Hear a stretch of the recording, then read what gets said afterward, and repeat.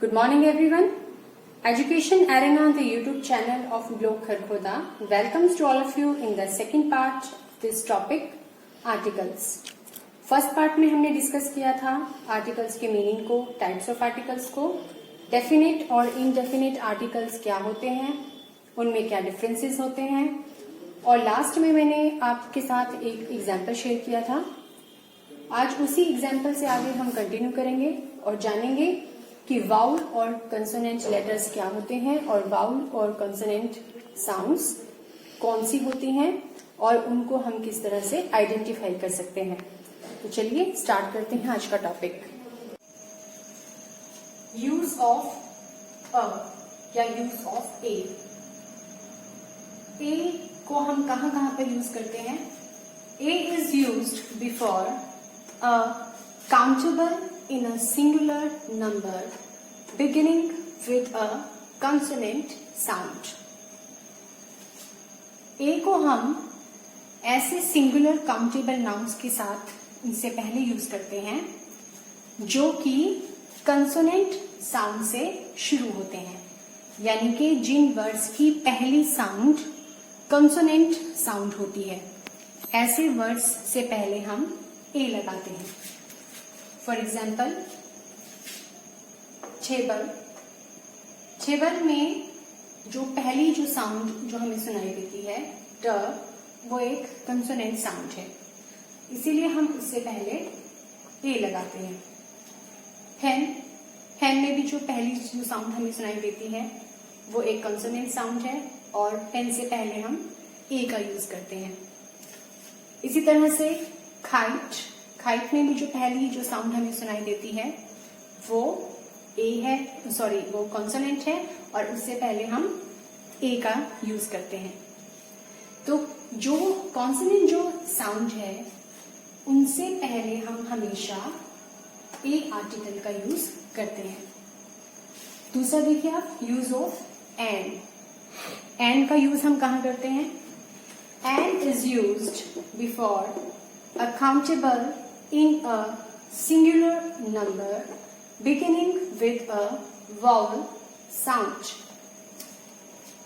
N का use हम singular number के साथ करते हैं और जो नाउन है that should be started with a vowel sound.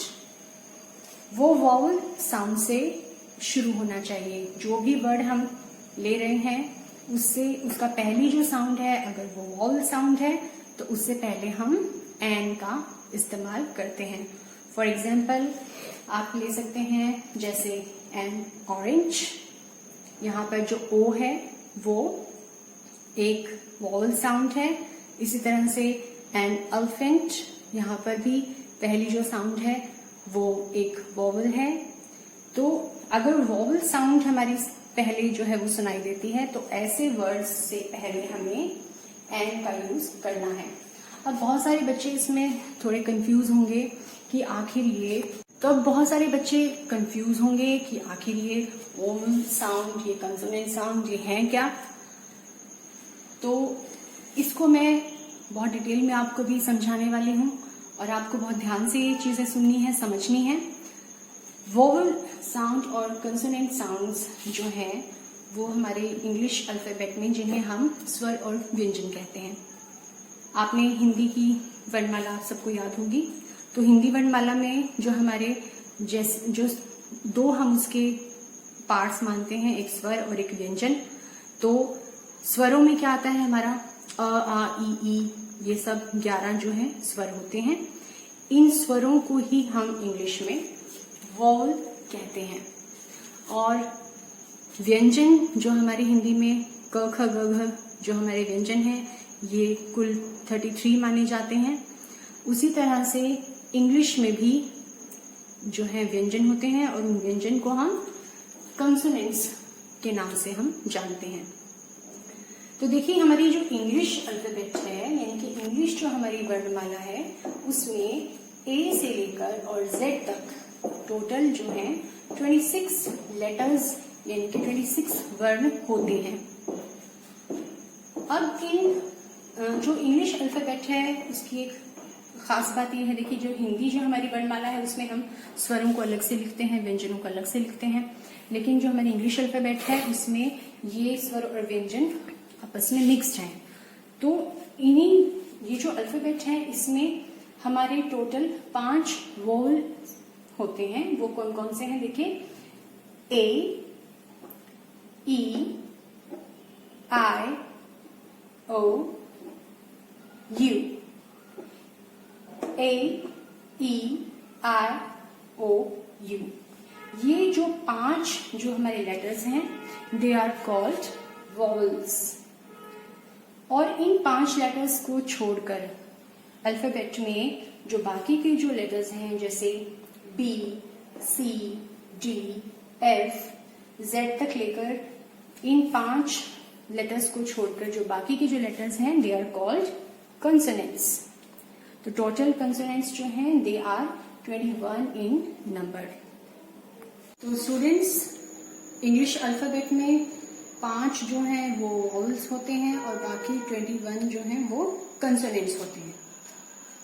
अब हम जानेंगे यूज ऑफ एन के बारे में कि एन जो है वो किन किन कंडीशंस में लगता है, उसके कौन कौन से रूल्स हैं। एन जैसा मैंने अभी बताया कि वो ऐसे नाउन से पहले लगता है बिगिंस विथ वोवल साउंड्स, जो कि वोवल साउंड से शुरू होते हैं, यानी कि उनकी जो वर्ड है उनकी पहली जो साउंड है, जो इनिशियल जो साउंड है वो ए, E, I, O, U in letters की द्वारा जो साउंड प्रोड्यूस की जाती है वो साउंड को होनी चाहिए। देखिए यहाँ पे मैंने कुछ एग्जाम्पल लिखे हैं। For example aeroplane, elephant, ink pot, orange, umbrella. Aeroplane जो वर्ड है वो ए वोवल से शुरू होता है और यहाँ पर जो हमारा फर्स्ट लेटर जो ए है उसकी साउंड यहाँ पर हमें सुनाई दे रही है, इसीलिए एरोप्लेन से पहले हम हमेशा एन आर्टिकल लगाते हैं। एलिफेंट जो है वो ई वोवल से शुरू होता है, इसमें ई वोवल की साउंड यहाँ पर जो है वो सुनाई देती है, इससे पहले भी हम एन लगाते हैं। इंक पॉट का फर्स्ट लेटर जो है वो आई है, इसकी पहली साउंड वोवल साउंड है। ऑरेंज ओ लेटर से शुरू होता है, ओ एक वोवल है और इसकी पहली साउंड भी ओ से प्रोड्यूस होती है। और अम्ब्रेला में फर्स्ट लेटर हमारा यू है और इसकी पहली साउंड अम्ब्रेला देखिए जो यू से जो साउंड प्रोड्यूस होती है वो यहाँ पर हमें सुनाई देती है और इन सभी वर्ड से पहले हम एन आर्टिकल यूज करते हैं। अब देखिए जब हम छोटी क्लासेस की बात करते हैं तो वहां पर बच्चों को, बिगिनर्स को सिखाने के लिए ताकि उनको ज्यादा प्रॉब्लम फेस ना करनी पड़े, इसीलिए जनरली जो टीचर है वो उनको इस तरह से याद कराते हैं कि जो लेटर, जो words A, E, I, O, U इन लेटर से जो शुरू हो तो ऐसे वर्ड्स के आगे हमें एन लगाना चाहिए। Can be applicable for the primary classes only, क्योंकि वहां पर हमें स्टूडेंट्स को प्रॉब्लम से हमें उनको बड़ी आसानी से हमें ये चीजें बतानी होती हैं और उनको ज्यादा प्रॉब्लम फेस ना करनी पड़े। इसीलिए उन क्लासेस में जनरली जब आर्टिकल से रिलेटेड क्वेश्चन पुट किए जाते हैं तो वो इस तरह से होते हैं कि ऐसे ही वर्ड वहां पर दिए जाते हैं जो कि इन वॉवल से स्टार्ट होते हैं और बच्चों को पहचान करा दी जाती है कि इन वॉवल लेटर से शुरू होने वाले वर्ड्स के आगे हमें एन लगाना है। तो ये उन क्लासेस के लिए बिल्कुल सही है, नो डाउट। लेकिन जब हम थोड़ी बड़ी क्लासेस में आते हैं, फॉर एग्जाम्पल अगर हम 8th, 9th, 10th क्लासेस की अगर हम बात करें तो वहां पर ये तरीका हमारा काम नहीं करता। तो वहां पर ये जरूरी हो जाता है कि हम स्टूडेंट्स को वोवल लेटर्स के साथ साथ वोवल साउंड्स के बारे में भी हम बताएं, जो जनरली बहुत कम बताया जाता है या नहीं बताया जाता। तो अब मैं आगे जो है आपको बिल्कुल डिटेल में बताने वाली हूँ कि वोवल साउंड्स जो हैं कौन कौन सी हैं और कैसे हम उन्हें याद रख सकते हैं। तो अभी मैंने आपको बताया कि जो हमारी इंग्लिश अल्फाबेट है उसमें ये 5 जो हैं ये वोवल लेटर्स होते हैं और इन वोवल लेटर्स से एक वोवल साउंड जो है प्रोड्यूस की जाती है जिन्हें हम वोवल साउंड कहते हैं। अगर कोई भी वर्ड जब हम बोलते हैं, अगर उसकी इनिशियल साउंड यानी कि उसकी पहली ध्वनि जो हमारे कानों में पड़ती है, अगर वो इन वोवल लेटर से निकलने वाली ध्वनियां हैं तो उसके आगे हमें एन लगाना है, और अगर वो इनके अलावा ध्वनियां हैं, साउंड्स हैं, यानी कि वो कंसोनेंट अगर साउंड्स हैं तो उनके आगे हमें ए लगाना है। तो चलिए हम इसके बारे में अब डिटेल में थोड़ा डिस्कस करते हैं। देखिए, फर्स्ट जो हमारा वोवल लेटर है वो है ए।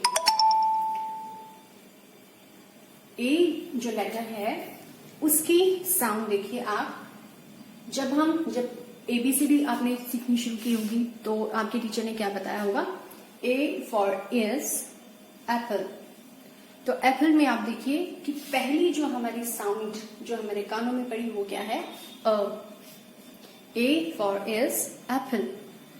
तो ये जो अ साउंड है ये वोवल साउंड है। ए से जो दूसरी साउंड है वो है आ।